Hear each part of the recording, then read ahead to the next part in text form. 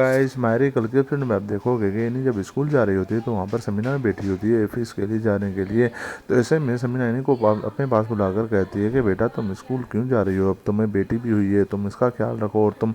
Private इम्तिहान क्यों नहीं देती, प्राइवेट अपनी पढ़ाई जारी रखो, हम तुम्हें रोक थोड़े ही रहे हैं। तो ऐसे में इन्हीं कहती है कि अम्मी प्राइवेट और रेगुलर में बहुत फ़र्क है, अगर मैं प्राइवेट पढ़ाई करूँगी तो मेरे अपने पसंदीदा जो सब्जेक्ट है मैं उसको कैसे पढ़ पाऊँगी, तो ऐसे में मेरी पढ़ाई ख़राब होगी और मैं आगे पढ़ना चाहती हूँ अम्मी। ऐसे में समीना यानी को कहती है बेटा हम तुमको रोक थोड़ी ही रहे हैं, तुम अपनी पढ़ाई जारी रखो पर प्राइवेट रख लो, ऐसे में क्या है, तुम अपनी सेल्फ स्टडी भी कर सकती हो, ठीक है ना। अब ऐसा करो तुम अपनी बेटी के पास जाओ, और रो भी रही है।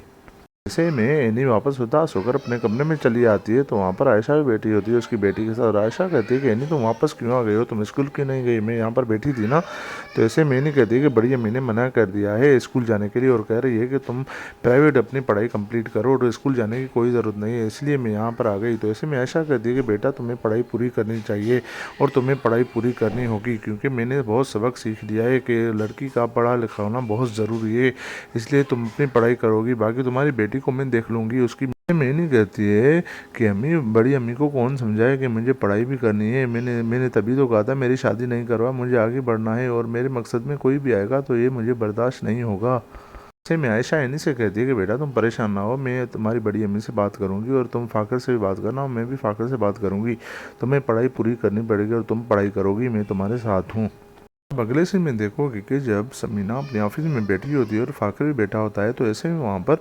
हबीब भी आ जाता है और हबीब को समीना कहती है कि मैंने तुमसे कहा था कि इसकी मॉनिटरिंग करो ऑफिस की, और जो काम हो रहा है उसकी भी मॉनिटरिंग करो और फाखर की भी तरबियत करो, फाखर को बिज़नेस समझाओ कि कैसे होता है, और तुम तो कोई काम कर ही नहीं रहे हो,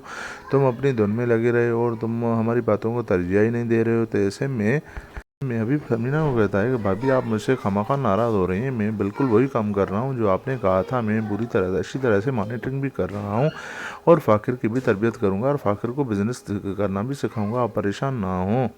अगर आप अगले सीन में देखोगे कि हबीब उदास होकर जब घर लौटता है तो वहाँ पर उसकी बीवी राइला भी बैठी होती है और राइला हबीब से कहती है कि आपका ऑफिस में काम के साथ चल रहा है, अब तो समीना भाभी आ गई हैं, आपसे कोई सलाह मशावरत होती है या नहीं। तो ऐसे में हबीब कहता है कि जब से समीना भाभी ने ऑफिस ज्वाइन की है, समीना भाभी और फाखिर तो मुझे मुँह ही नहीं लगा रहे और सारा काम खुद कर रहे हैं, ऐसे में मेरी इज्जत भी कम हो गई वहाँ पर। तो ऐसे में